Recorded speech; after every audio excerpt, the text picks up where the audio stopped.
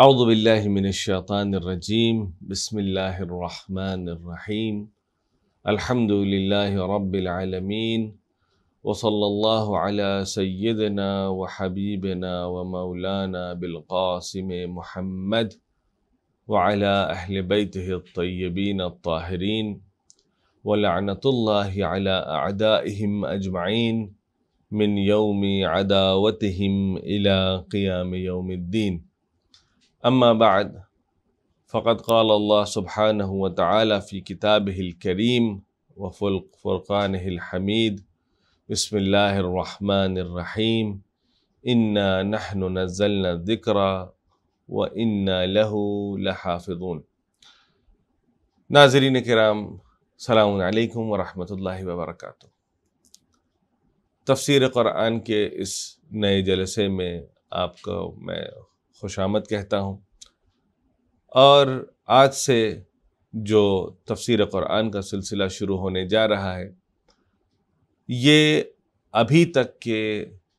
تفسیر کے پروگرام سے تھوڑا سا مختلف ہونے والا ہے. مختلف اس اعتبار سے ہونے والا ہے کہ آج تک جو LTV کے ذریعے سے آپ کے پاس تفسیر قرآن کی مباحث پیش کی گئی ہیں وہ ساری کی ساری سوروں کی تفسیر پیش کی گئی ہے، اور ایک سورے کو انتخاب کیا گیا اور اس کے بعد اس کے مفاہیم کو بیان کیا گیا، اس کی آیات کی تشریح کی گئی، اس کی آیات کی تفسیر بیان کی گئی. یہ انداز تفسیر کا انتخاب کیا گیا علماء کے ذریعے سے، بزرگان کے ذریعے سے. آج ایک نئی روش، ایک نیا طریقہ جس کے ساتھ میں آپ کے سامنے حاضر ہوا ہوں، یہ بھی تفسیر کا ایک نیا انداز ہے، ایک مختلف طریقہ ہے جس کے بارے میں ہمارے یہاں کمتر لوگ آشنا ہیں. نہ فقط ہمارے یہاں بلکہ اس طریقے سے تفسیر بھی کم لکھی گئی ہے. اس طریقے کو کہتے ہیں تفسیر موضوعی قرآن. تفسیر موضوعی قرآن کیا ہے؟ تفسیر دو طریقے سے علماء کرام نے لکھی ہیں. ایک تفسیر ترتیبی قرآن، یعنی جس طریقے سے ہمارے اور آپ کے گھروں میں قرآن موجود ہے، سورہ حمد سے قرآن کا آغاز ہوا اور سورہ والناس پر جا کر کے قرآن ختم ہو گیا. یہ ایک خاص سیکوینس میں سورہ حمد، سورہ بقرہ، نساء، مائدہ، انعام، آل عمران، اس طریقے سے جو سیکوینس رہا ہے، اس ترتیب کو ترتیبی تفسیر کہا گیا. یعنی جو ہمارے گھروں میں جو عام طور پہ تفسیر پائی جاتی ہے، چاہے وہ تفسیر نمونہ ہو، چاہے نور ہو، چاہے وہ المیزان ہو، چاہے وہ تسنیم ہو، یہ جو دیگر تفاسیر ہمارے اور آپ کے گھروں میں اور کتب خانوں میں ملتی ہے، اسے تفسیر ترتیبی، یعنی ایک خاص ترتیب کے ساتھ، جس ترتیب کے ساتھ قرآن ہمارے گھروں میں موجود ہے، اسی اعتبار سے یہ تفسیریں بھی لکھی گئی ہیں کہ پہلے سورہ حمد کی تفسیر لکھی گئی، پھر سورہ بقرہ کی تفسیر لکھی گئی، پھر سورہ آل عمران کی تفسیر لکھی گئی، اینڈ سو آن. اسی طریقے سے پورے کے پورے چیز کو مرتب کیا گیا ہے. آج جو میں روش آپ کے سامنے پیش کرنے جا رہا ہوں اسے کہا جاتا ہے تفسیر موضوعی قرآن. اس کی آسان سی مثال میں اگر آپ کے سامنے عرض کروں تو اس کی مثال یہ ہے کہ قرآن نے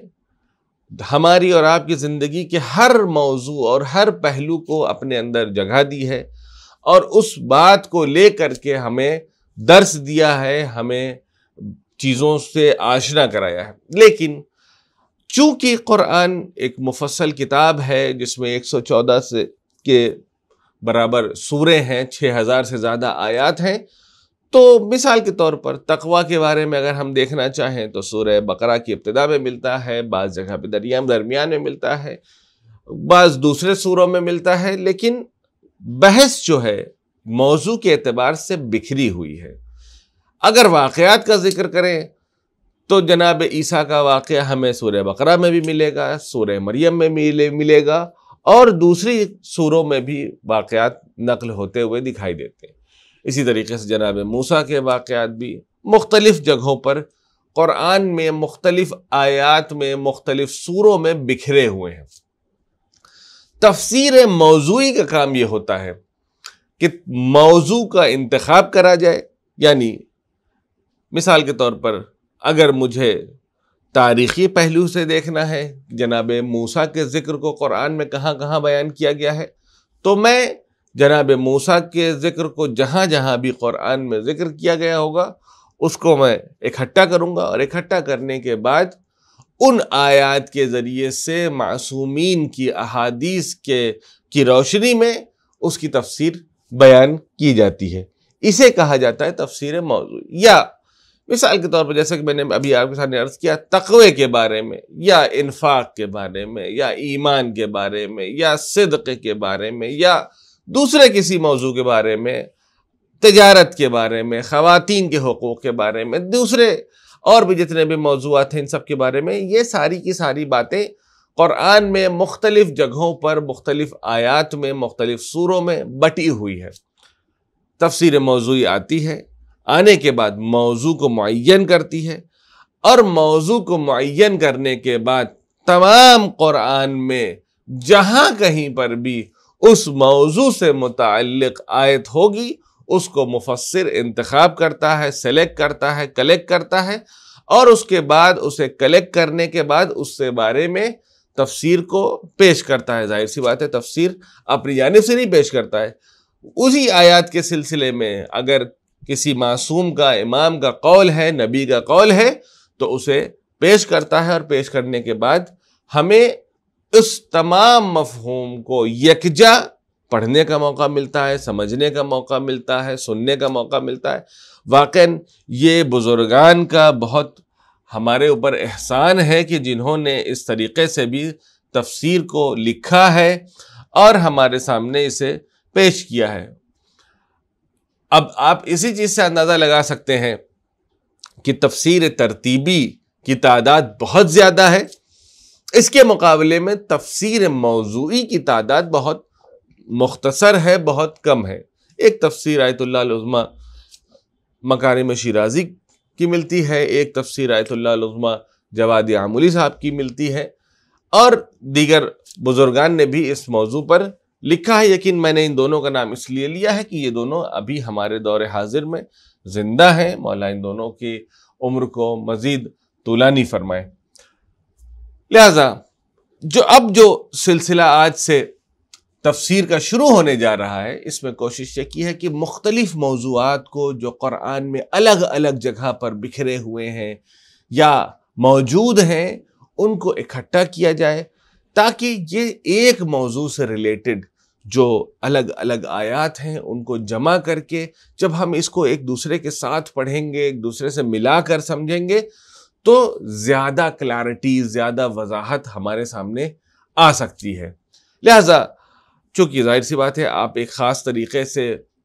تفسیر کے سننے کے عادی ہیں اور یہ ایک نیا طریقہ ہے، ممکن ہے کہ تھوڑا سا آپ کو مشکل ہو یا ممکن ہے کہ آپ کو انٹرسٹنگ بھی لگے، دونوں امکانات بہرحال پائے جاتے ہیں۔ میری طرف سے کوشش یہ ہوگی کہ میں موضوعات کو آپ کے سامنے پیش کروں، اور اس موضوعات سے ظاہر سی بات ہے کہ ہر موضوع سے متعلق مختلف آیات ہیں، کچھ موضوعات کے متعلق 100 سے زیادہ آیات ہیں، کچھ موضوعات کے متعلق نسبتاً کم ہے۔ تو میری کوشش یہ رہے گی کہ میں اس مختصر لمحے میں، مختصر وقت میں، جتنی دیر میں آپ کے سامنے حاضر ہوں، ایک موضوع آپ کے سامنے پیش کروں، اور اس کے بعد اسی موضوع کے متعلق جو آیات قرآنیہ آئی ہے یا نازل ہوئی ہے ان میں سے چند کو میں آپ کے سامنے پیش کروں، ان کی تلاوت کروں اور اس کی مختصر تفسیر آپ کے سامنے بیان کروں۔ اگر کسی آیت کی شان نزول بیان ہوئی ہوگی تو وہ بھی انشاءاللہ میں آپ کے سامنے پیش کروں گا۔ اس کے علاوہ کوشش یہ رہے گی کہ مختصر وقت میں زیادہ سے زیادہ باتوں کو آپ کے سامنے عرض کروں۔ آج چونکہ 21 رمضان المبارک ہے اور آج یوم شہادت مولا متقیان امیر المؤمنین علی ابن ابی طالب علیہ السلام بھی ہے، لہذا کیا ہی بہتر ہو کہ اپنے اس سیشن کا، اپنے اس جلسے کا آغاز آپ کی مبارک ذات کی فضیلتوں کے سلسلے سے شروع کیا جائے۔ ہر مولائی، ہر مومن جو آپ سے محبت کرتا ہے، آپ سے عشق کرتا ہے، وہ یہ چاہتا ہے کہ وہ جانے کہ قرآن میں کتنے مقامات پر آیات آئی ہیں جو اہل بیت علیہ السلام کی شان میں نازل ہوئی ہیں۔ میں اکثر اس بات کی طرف اشارہ کرتا ہوں کہ اہل بیت علیہ السلام کی فضیلت اور دوسرے مسلمانوں کی فضیلت میں زمین آسمان کا فرق ہے۔ اس کی وجہ بھی میں آپ کے سامنے عرض کروں گا۔ وجہ یہ ہے کہ عام حالات میں ہوتا یہ ہے کہ ہم قرآن کا مطالعہ کرتے ہیں، قرآن کو پڑھتے ہیں، اور پڑھنے کے بعد آیات قرآنیہ میں غور و خوض کرنے کے بعد ہم اس نتیجے تک پہنچتے ہیں کہ بہرحال یہ اللہ کا کلام ہے، اللہ کا فرمان ہے، اللہ نے بعض چیزوں کا ہمیں حکم دیا ہے، لہذا ہماری ذمہ داری ہے کہ ہم اس حکم الہی پر عمل کریں، اللہ کے فرمان کو سنیں اور اس پر عمل کریں۔ یہ ہماری اور آپ کی کوشش ہوتی ہے۔ لیکن اہل بیت علیہ السلام بالخصوص اصحاب کسا، یعنی جس میں پیغمبر کی ذات شامل ہے، جس میں جناب سیدہ کی ذات شامل ہے، جس میں مولا کائنات شامل ہے، جس میں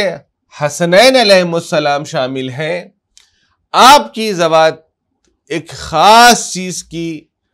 ان کے اندر ایک خاص خصوصیت پائی جاتی ہے جو دوسروں میں نہیں پائی جاتی ہے۔ وہ کیا ہے؟ وہ خصوصیت یہ ہے کہ اللہ نے پہلے آپ کے عمل کو دیکھا ہے، پہلے آپ کی زندگی کو غور سے دیکھا ہے، اس کے بعد جب آپ کے کسی خاص عمل سے اللہ خوش ہوا ہے تو آپ کی شان میں آیات کو نازل کیا ہے۔ یعنی ہم پہلے آیت کو پڑھتے ہیں، اس کے بعد اس پر عمل کرتے ہیں، لیکن اہل بیت علیہ السلام جب عمل کر لیتے ہیں تو ان کی شان میں آیات نازل ہو جاتی ہیں۔ اللہ اکبر! ہم لاکھ بہترین سے بہترین عمل کر لیں، بہترین سے بہترین کام کر لیں، لیکن آخر دن میں یہی کہا جائے گا کہ آپ نے حکم الہی پر عمل کیا ہے، آپ نے آیات قرآنیہ پر عمل کیا ہے، آپ نے شریعت کے بیان کیے ہوئے احکام پر عمل کیا ہے، لیکن آپ کے شان میں کوئی آیت نازل نہیں ہو رہی ہے۔ آج کے دور میں بہرحال یہ کہہ سکتے ہیں کہ ممکن نہیں ہے، لیکن اس دور میں بھی، جس دور میں نزول کا سلسلہ تھا، تب بھی کسی اور کی شان میں آیات نازل نہیں ہوئی مگر اہل بیت علیہ السلام کی شان میں، پیغمبر کی شان میں۔ اس کا مطلب یہ ہے کہ اللہ نے جب ان افراد کو، ان ذوات مقدسہ کو ہمارے اور آپ کے درمیان میں بھیجا تو یہ ذوات اتنی باکمال تھی کہ اللہ ان کے ہر عمل پر آیات نازل کر رہا ہے، ہر کام کے بعد ان کی تعریف میں آیات الہیہ نازل ہو رہی ہیں۔ آج کے دن میں نے چند آیات کو منتخب کیا ہے، حالانکہ آیات کی تعداد بہت زیادہ ہے جو مولا کائنات علی ابن ابی طالب علیہ السلام کی شان میں نازل ہوئی ہے، لیکن میں نے صرف اور صرف کوشش یہ کیا ہے کہ وہ آیات جو کہ مخصوصاً ایکسکلوزیولی جسے کہا جائے مولا کائنات کی شان میں نازل ہوئی ہے، صرف اس کا ذکر آپ کے سامنے کیا جائے۔ مثال کے طور پر آیت تطہیر مولا کی شان میں ہے، آیت مباہلہ مولا کی شان میں ہے، لیکن آیت مباہلہ ہو یا آیت تطہیر ہو یا اسی کے طریقے سے دوسری آیات ہو، ان میں بہرحال دیگر معصومین بھی شامل ہیں اس کے مصداق میں، شان نزول میں۔ مثلا مباہلہ میں پیغمبر کی بھی ذات ہے، جناب سیدہ کی بھی ذات موجود ہے، حسنین علیہ السلام بھی ہیں، یا دیگر آیات میں جو میں نے آیت تطہیر کا ذکر کیا اس میں بھی یہ پنجتن موجود ہیں، یعنی مولا کائنات کے ساتھ ساتھ دیگر افراد بھی موجود ہیں، یہ بھی مولا کی شان میں سے یہ آیات ہیں۔ لیکن میں نے آج کوشش یہ کیا ہے کہ فقط اور فقط ان آیات کو منتخب کروں جس میں تنہا ان کے ساتھ مولا کائنات کے ساتھ کوئی دوسرا شریک نہیں ہے، تنہا مولا کائنات اس آیت کے مصداق ہیں، ان کی آپ کے سامنے تلاوت کروں اور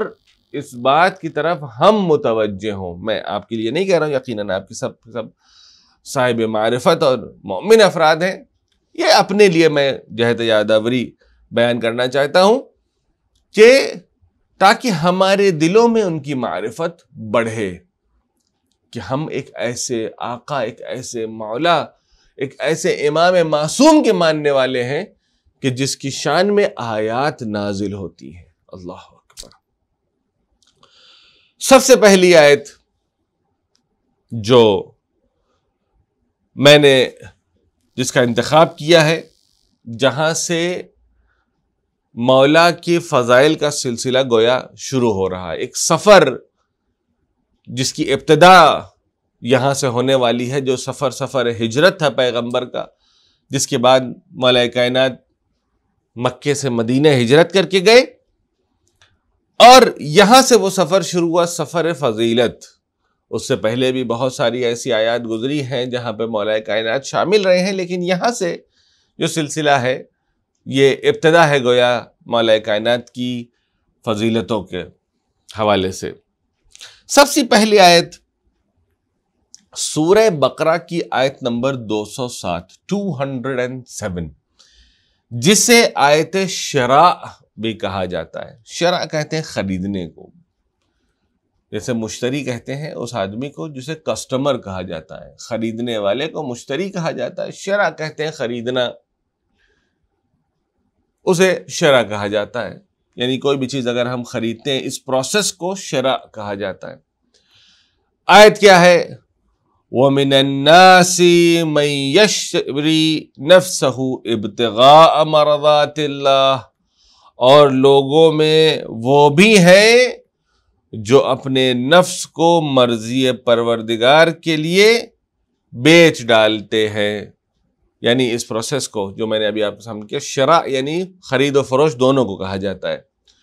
یہاں پر خریدنے والا خدا ہے، بیچنے والے خود مولا کائنات. واللہ رعوف بالعباد، اور اللہ اپنے بندوں پر بڑا مہربان ہے. یہ واقعہ جیسا کہ آپ بھلی طریقے سے جانتے ہیں کہ یہ واقعہ شب ہجرت کا واقعہ ہے، کہ جہاں پر کفار اپنی تلواروں کو کھینچے ہوئے ہیں اور پیغمبر کے گھر پر حملہ کرنا چاہتے ہیں. یہ وہ شب ہے کہ جہاں پر پیغمبر نے جناب امیر المومنین کو حکم دیا کہ یا علی،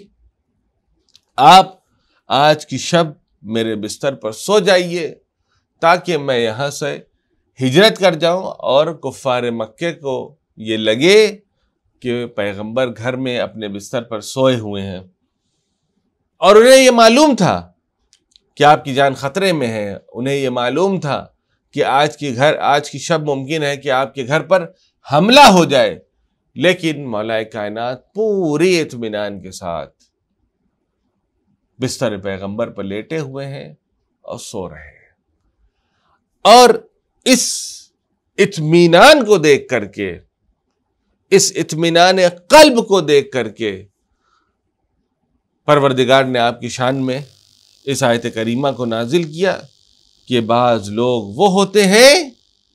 کہ جو اپنے نفس کو مرضی پروردگار کے لیے بیچ دیتے ہیں. یعنی اللہ کا حکم، اللہ کی شریعت، اللہ کا فرمان اتنی زیادہ اہمیت رکھتا ہے کہ ہم اور آپ اہمیت نہیں رکھتے ہیں. ہم اور آپ irrelevant ہیں، ہماری کوئی حیثیت نہیں ہے. صرف اور صرف اگر کسی چیز کی اہمیت ہے، کسی چیز کی کوئی حیثیت ہے تو وہ مرضی الہی ہے.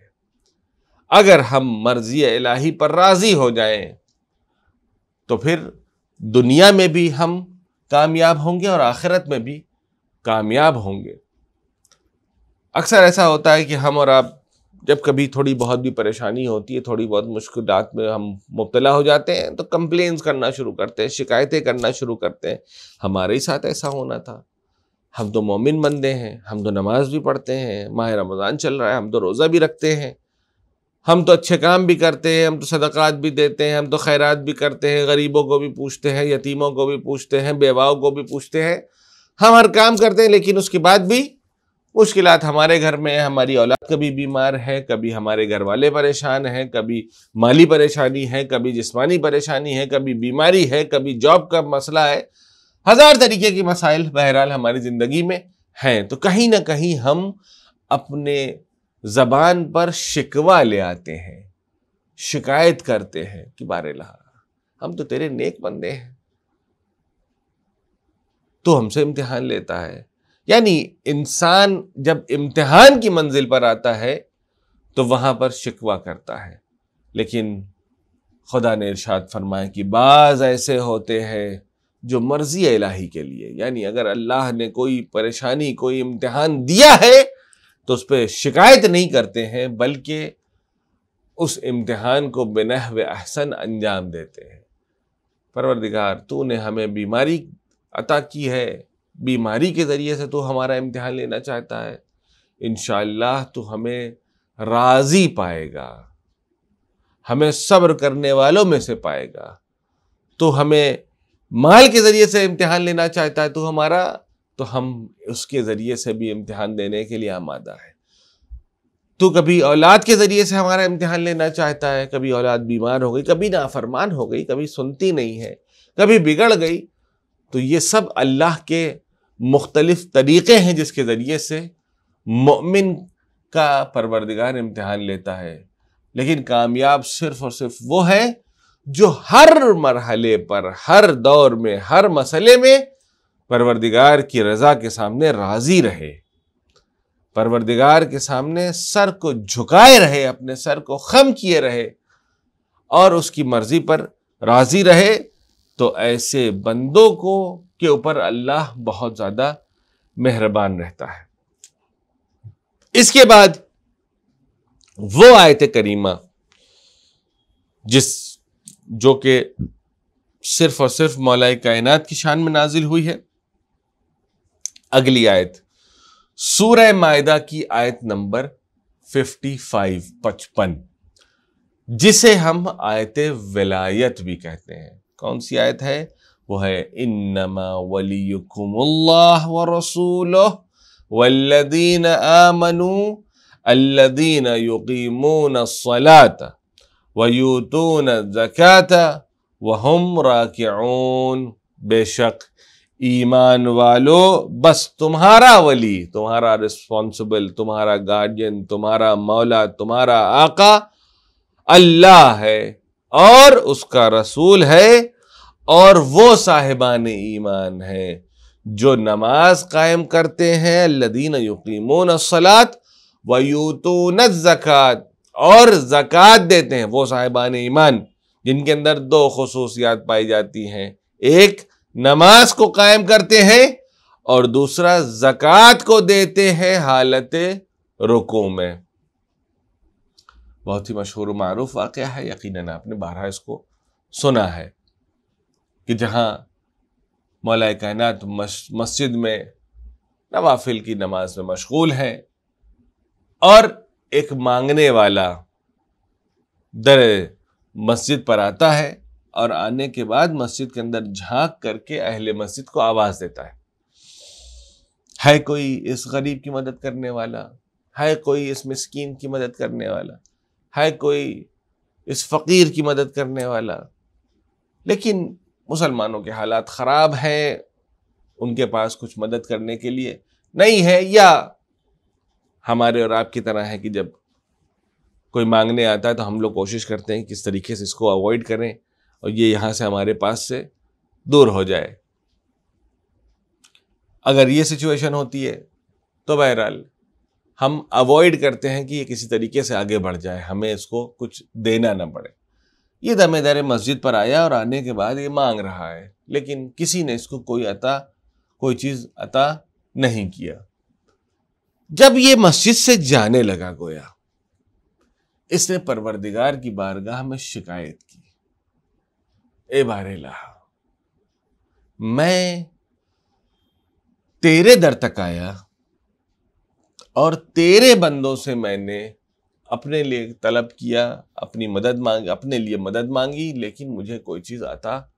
نہیں کی گئی، مجھے خالی ہاتھ یہاں سے لوٹنا پڑ رہا ہے، مجھے خالی ہاتھ لوٹایا جا رہا ہے۔ جیسے ہی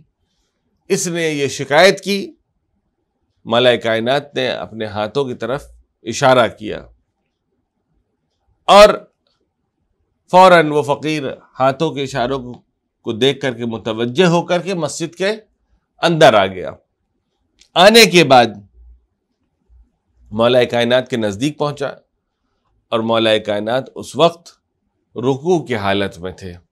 اسی رکوع کی حالت میں مولا کائنات نے اپنی انگشتر کو ڈھیلا کیا اور اس کے سامنے پیش کر دیا۔ آنے والے نے انگشتری کو نکالا اور نکال کر کے خوشی خوشی چلا گیا۔ اس طریقے سے زکوٰۃ دینے پر، یعنی رائے خدا میں صدقہ دینے پر، رائے خدا میں مال کو خرچ کرنے پر، یہ انداز پروردگار کو اتنا پسند آیا کہ پروردگار نے فوراً جبرائیل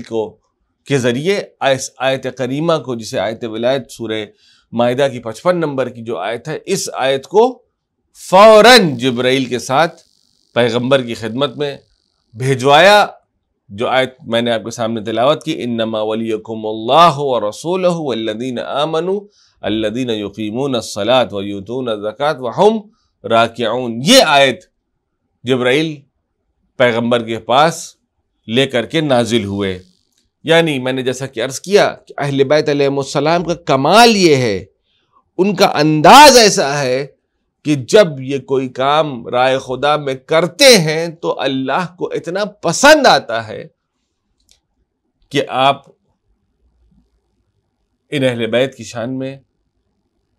آیات قرآنیہ کو نازل فرماتے ہیں۔ اس کے بعد اور جو دیگر آیات ہیں،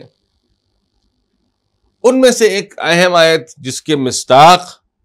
مولا کائنات علی ابن ابی طالب علیہ السلام ہے، وہ آیت ہے آیت تبلیغ۔ یعنی جس آیت میں پیغمبر کو حکم دیا گیا کہ یا ایھا الرسول، اے رسول، بلغ ما انزل الیک من ربک، پہنچا دو، آپ پہنچا دیجئے آپ کہ پروردگار کی طرف سے نازل کیا گیا ہوا جو پیغام آپ تک پہنچایا گیا تھا، اس حکم کو لوگوں تک پہنچا دیجئے۔ وَإِن لَمْ تَفْعَلْ، اور اگر آپ نے ایسا نہیں کیا، آپ آیت کے مزاج کو ذرا دیکھیے، اس حکم کی اہمیت کو دیکھیے۔ یعنی ایک آدمی ہے، مثلا 20 سال سے وہ کسی آفس میں جاب کر رہا ہے، اور اس کے بعد جب اس کے آخری ایام ہیں، جب وہ اپنے ریٹائرمنٹ کے نزدیک پہنچ چکا ہے، تو اب اس کو ایک ایسا ٹاسک دیا جاتا ہے، ایک ایسا کام دیا جاتا ہے، ایک ایسا پروجیکٹ دیا جاتا ہے جس کے بعد جو مالک ہے وہ یہ کہتا ہے کہ اگر آپ نے اس کام کو نہ کیا تو گویا جو آپ نے 20 سال کام کیا ہے، محنت و مشقت کی ہے، وہ سب کے سب بیکار ہے، اس کی کوئی حیثیت، کوئی ویلیو نہیں ہے۔ یعنی کام کی اہمیت اتنی زیادہ ہے کہ 20 سال کی زحمت و مشقت، وہ ساری کی ساری چیزیں ایک طرف، اس کام کی ویلیو ایک طرف، یعنی تمام کار رسالت کی ویلیو اور اس کی اہمیت ایک طرف، اور اس حکم کی ویلیو ایک طرف۔ کہ یہاں پر پیغمبر کو، لہجہ دیکھیے کہ پیغمبر کو ان کی آفیشیل پوزیشن کے ذریعے سے خطاب کیا جا رہا ہے، یعنی یا محمد، یا نبی، اس طریقے سے نہیں پکارا جا رہا، کہا یا ایھا الرسول، اے رسول۔ یعنی اگر ہمارے گھر میں اگر کوئی بچہ ڈاکٹر ہے، اکثر ہم گھروں میں اس کا نام ہی لیتے ہیں۔ مثلا اگر اس کا نام حسن ہے، اس کا نام علی ہے، تو ہم کہتے ہیں علی بیٹا، حسن بیٹا، دیکھو یہ بیمار ہے، ان کو دوا دے دو۔ لیکن اگر مسئلہ کریٹیکل ہوتا ہے، مسئلہ حساس ہوتا ہے، تو پھر ہم ان کے ٹائٹل سے انہیں پکارتے، ان کے نام سے انہیں نہیں پکارتے، کہتے ہیں ڈاکٹر صاحب، میں آپ کے پاس آیا ہوں اس بیمار اس مریض کو دکھانے کے لیے، یعنی میں اپنے گھر کے کسی رشتہ دار سے ملنے نہیں آیا ہوں جو کہ جس کا نام مثلا حسن ہے یا علی ہے یا احمد ہے، میں ایک پروفیشنل ڈاکٹر سے ملنے آیا ہوں۔ یہاں پہ کہنے کا مقصد یہ ہے کہ یہاں پر اس بات کا احساس دلایا جا رہا ہے کہ میں آپ سے محبت کرتا ہوں، آپ سے بہت قربت رکھتا ہوں، آپ کے اہل بیت سے بڑی محبت رکھتا ہوں، وہ ساری کی ساری باتیں اپنی جگہ پر، لیکن یہ پیغام میں اگر آپ کے ذریعے سے کہلوانا چاہتا ہوں تو اس کی وجہ یہ ہے کہ میں آپ کو ایز اے نبی، ایز اے رسول ایڈریس کر رہا ہوں، پکار رہا ہوں، اور نبوت کا یہ کام ہے کہ آپ اس کام کو انجام دیجئے۔ اگر آپ نے اس کام کو انجام نہیں دیا فما بلغت رسالتہ، یعنی تم نے اپنی پیغمبری، اپنی رسالت کو انجام نہیں دیا ہے۔ وہ کیا حکم تھا؟ وہ یہی حکم تھا کہ اے رسول آپ جناب امیر المؤمنین علی ابن ابی طالب علیہ السلام کی اعلان ولایت کیجئے، یعنی پیغمبر کچھ ہی دنوں کے بعد اس دنیا سے چلے جانے والے ہیں، اور آپ ان کے جانشین، ان کے خلیفہ، ان کے بعد مومنوں کی ہدایت کے لیے آنے والے امام ہیں، آپ ان کو لوگوں کے سامنے پہچانوا دیجئے۔ اور پھر پیغمبر نے بھی اس کام کو انجام دیا، لوگوں کو روکا، کجاووں کا منبر بنایا گیا، لوگوں کو اکٹھا کیا گیا، جو آگے چلے گئے انہیں پیچھے بلایا گیا، جو پیچھے رہ گئے ان کا انتظار کیا گیا، اور جب سب اکٹھا ہو گئے تو پھر پیغمبر نے جا کے اس منبر کے اوپر اعلان فرمایا کہ اے لوگوں، جن کا میں مولا، اس کا یہ علی مولا۔ اور جب جس حکم کی تعمیل کا حکم دیا گیا تھا پیغمبر کو، پیغمبر نے جب اس حکم کو انجام دے دیا تو پروردگار نے ولایت علی ابن ابی طالب علیہ السلام کے اعلان کے بعد فوراً دین اسلام کو تکمیل اور اکمال کی سند دے دی۔ کس طریقے سے؟ کہ آیت قرآن نازل ہوئی، الیوم یئس الذین کفروا من دینکم فلا تخشوہم واخشونی الیوم اکملت لکم دینکم، آج میں نے تمہارے لیے دین کو کامل کر دیا ہے اور اپنی نعمتوں کو تمام کر دیا ہے، اور تمہارے لیے دین اسلام کو پسندیدہ بنا دیا ہے، لہذا علیکم نعمتی ورضیت لکم الاسلام مدینہ فمن اضطر فی مخمصۃ غیر متجانف، پس جو شخص بھوک میں مجبور ہو جائے اور گناہ کی طرف مائل نہ ہو تو خدا بڑا بخشنے والا مہربان ہے۔ یعنی کل ملا کر کے یہاں پہ خدا یہ کہہ رہا ہے کہ اس پیغام کو پہنچانے کی وجہ سے ہم نے آپ کو یہ سند عطا کر دیا کہ ہم نے آپ کے دین کو کامل کر دیا، اور اس دین اسلام سے میں راضی ہو گیا، یعنی اللہ نے اپنی رضایت کا اظہار کر دیا۔ کس چیز پر؟ ولایت علی ابن ابی طالب علیہ السلام۔ اس کے علاوہ جو اور بہت ساری جو آیات ہیں، ان میں سے ایک اہم آیت ہے جس کو میں ابھی آپ کے سامنے تلاوت کروں گا، جس پر مولا فخر کیا کرتے تھے۔ فرماتے تھے کہ یہ وہ آیت ہے کہ جس پر میرے سوا کسی اور نے عمل نہیں کیا ہے۔ وہ آیت کون سی ہے؟ وہ آیت ہے آیت نجوہ، سورہ مجادلہ کی آیت نمبر 12۔ آیت نجوہ کیا ہے؟ یا ایھا الذین آمنوا، اے صاحبان ایمان، اذا ناجیتم الرسول فقدموا بین یدی نجواکم صدقۃ،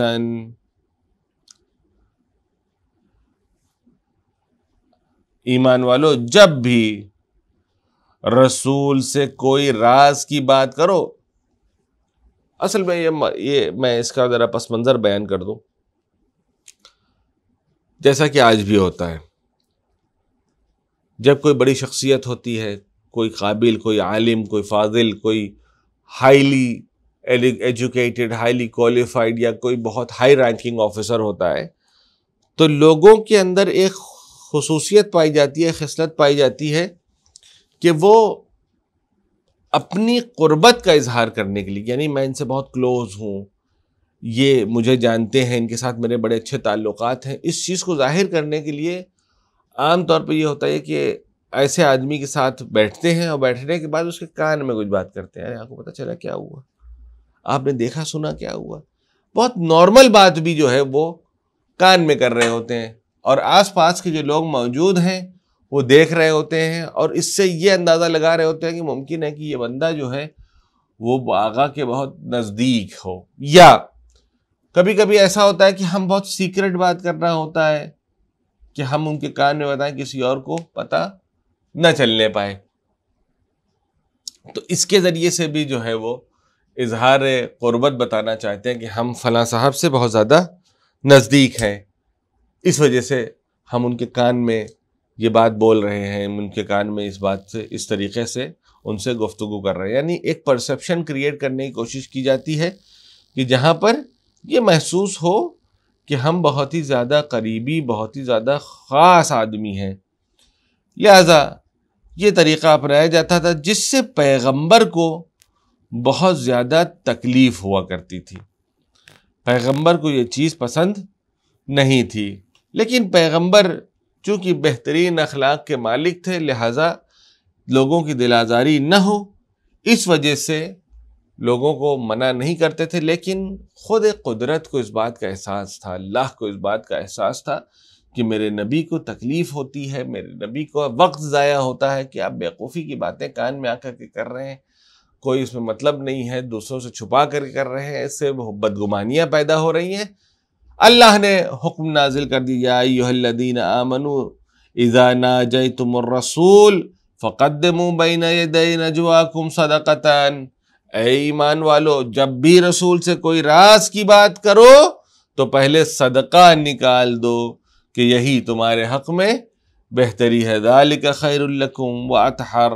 فإن لم تجدوا فإن اللہ غفور رحیم، کہ یہ تمہارے حق میں بہتر ہے، پھر اگر صدقہ ممکن نہ ہو تو خدا بہت بخشنے والا اور مہربان ہے۔ ٹھیک ہے، اگر تمہارے پاس پیسے نہیں ہیں، نہیں دے سکتے ہو تو کوئی مسئلہ نہیں ہے، اللہ تمہیں بخش دے گا، لیکن پیغمبر سے نجوہ کرنے کے لیے بہرحال پہلے مرحلے میں صدقہ دینا ضروری ہے۔ جب یہ آیت صدقہ اور آیت نجوہ نازل ہو گئی، لوگوں نے دوری اختیار کر لیا، کہا کہ اب پہلے جو تھا وہ فری میں کام ہو جاتا تھا کہ گئے پیغمبر سے ملے، تھوڑی دیر کانا پھوسی ہوئی اور لوگوں کے سامنے اپنی امیج کو مینٹین کر لیا کہ بھائی ہمارے تعلقات بڑے اچھے ہیں، بہت کلوز ریلیشنز ہیں ہمارے، اب اسی چیز کے لیے اب ہمیں گویا فیس دینی پڑ رہی ہے، اب ہمیں صدقہ دینا پڑے گا راہ خدا میں۔ اب صدقہ دینے کا مطلب یہ کہ کیونکہ آلریڈی پہلے بھی جو سوال پوچھتے تھے وہ کسی کام کا تو ہوتا نہیں تھا، پیغمبر کی وقت ضائع ہوتا تھا اس میں، لہٰذا اب یہ لگنے لگا کہ اگر پیسے دیا جائے گا نجوہ کرنے کے لیے، کان میں بات کرنے کے لیے، تو اس سے بہتر یہ ہے کہ اس چیز کو ترک کر دیا جائے۔ اس آیت کو اللہ نے جب نازل کیا تو تمام اصحاب نے پیغمبر سے نجوہ کرنا بند کر دیا، صرف اور صرف اس آیت پر اگر کسی بشر نے، کسی انسان نے عمل کیا ہے تو وہ ذات علی ابن ابی طالب علیہ السلام ہے، اور آپ اس بات پر فخر بھی کرتے تھے، کیا فرماتے تھے کہ تنہا میں وہ ہوں کہ جس نے اس آیت نجوہ پر عمل کیا ہے، میں نے راہ خدا میں صدقہ دیا اور صدقہ دینے کے بعد اپنے اس مسئلے کو پیغمبر سے دریافت کیا، باقی دو مسلمانوں میں، اصحاب میں کوئی دوسرا نہیں تھا جس نے اس کام کو اس طریقے سے انجام دیا۔ آپ اس بات پہ فخر محسوس کرتے تھے، اور بھی بہت ساری آیات ہیں، بہت سارے واقعات ہیں جس پر آپ فخر محسوس کیا کرتے ہیں، تو اس میں سے ایک آیت کی طرف، ایک واقعے کی طرف میں اشارہ کر دوں جس کو آپ اپنے لیے باعث فخر سمجھتے تھے۔ وہ یہ تھا کہ فرماتے تھے کہ میں وہ ہوں کہ جس نے ایک نماز کو دو قبلوں کی طرف پڑھا ہے. یعنی جہاں ایک طرف نجوے میں آپ کے ساتھ کوئی دوسرا شامل نہیں تھا اس آیت کے مصداق میں. اسی طریقے سے جب پیغمبر نے قبلے کو بدلا، یعنی پہلا قبلہ جو ہے وہ بیت المقدس تھا، اس کے بعد دوسرا طرف آپ نے رخ کیا اور نیا قبلہ جو ہے وہ آپ کا مکہ مکرمہ قرار دیا گیا. تو یہ جو پروسیس تھا قبلے کو بدلنے والا، جہاں پہ پیغمبر نماز کے دوران موجود ہیں، رکوع کی حالت میں ہے، کہ تبھی جناب جبرائیل نازل ہوئے، اور نازل ہونے کے بعد کہا یا رسول، آپ کو حکم دیا گیا ہے کہ آپ ابھی اسی وقت اپنے قبلے کو بیت المقدس کی طرف سے موڑ کر کے مکہ مکرمہ کعبے کی طرف منتقل کر دیجئے، چینج کر لیجئے. اور اس کے بعد پیغمبر نے اپنی جگہ سے حرکت کرنا شروع کیا. اسی رکوع کے عالم میں آپ نے موو کرنا شروع کیا، اور موو کر کے آ کر کے جماعت کے سب سے پیچھے کعبے کی طرف رخ کر کے کھڑے ہو گئے. اور آپ کی اس حرکت کو جیسے ہی مولا کائنات نے دیکھا کہ پیغمبر نے اپنی جگہ سے حرکت کرنا شروع کیا، اپنی جگہ سے موو کرنا شروع کیا، چلنا شروع کیا، امیر المومنین بھی آپ کے پیچھے پیچھے قبلہ بدلتے ہوئے پیچھے پیچھے چل پڑے. اور 2 رکعت پیغمبر نے بھی بیت المقدس کی طرف پڑھا، تو مولا کائنات نے بھی 2 رکعت بیت المقدس کی طرف پڑھا. اس کے بعد باقی کی 2 رکعت پیغمبر نے خانہ کعبہ کی طرف پڑھا، تو مولا کائنات نے بھی باقی کی 2 رکعت خانہ کعبہ کی طرف پڑھا. یہ بھی ایک آیت تھی کہ جس کے سلسلے سے مولا کائنات فخر کیا کرتے تھے کہ میں نے جس طریقے سے آیت نجوہ کا تنہا مصداق میں ہوں، اسی طریقے سے اس تبدیلی قبلے کا بھی تنہا مصداق میں ہوں، جس نے پیغمبر کے ساتھ ایک نماز کو 2 قبلوں کی طرف پڑھا ہے. اس کے علاوہ میں اب چونکہ وقت ہو چلا ہے، جلدی چند باتوں کو فہرست وار ذکر کر دوں.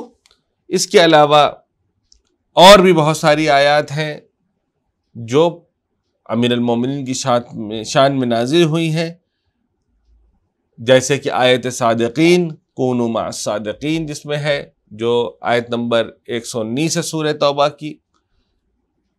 کہ سچوں کے ساتھ ہو جاؤ. یہ بھی آیت مولا کائنات اس کے مصداق ہیں.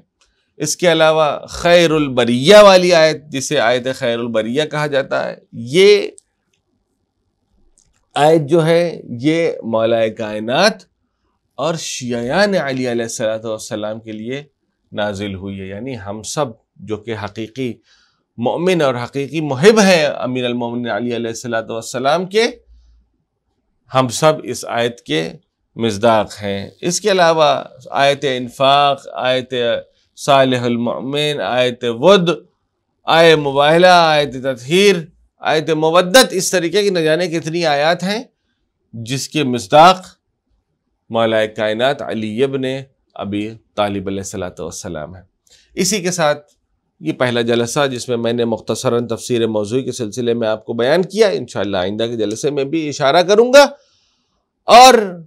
یہ پہلا جلسہ جس کو میں نے پوری طریقے سے کوشش یہ کیا کہ مولا کائنات اور آپ کی فضیلت کے سلسلے سے رہے، یہ بس یہیں پر ختم ہونا چاہتا ہے. آخر میں جیسا کہ دستور رہا ہے، آپ تمام لوگوں سے ایک سوال پوچھا جائے گا، اور جو سب سے پہلے جواب بھیجے گا اسے علی ٹی وی کی طرف سے نفیس انعاموں سے نوازا جائے گا. سب سے پہلا سوال یہ ہے کہ وہ آیت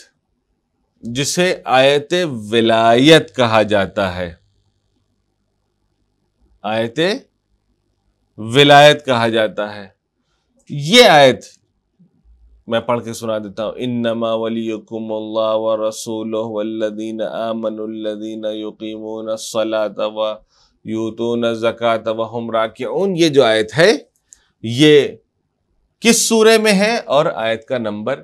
کیا ہے؟ یہ سوال کا صحیح جواب دینے والے کو بہترین اور نفیس انعاموں سے انشاءاللہ نوازا جائے گا۔ اگلے جلسے تک کے لیے میں یہیں پر آپ سے اجازت چاہتا ہوں، اور انشاءاللہ اگلے جلسے میں آپ سے دوبارہ ملاقات ہوگی۔ وصلی اللہ علی محمد وآلہ الطاہرین، والسلام علیکم ورحمۃ اللہ وبرکاتہ۔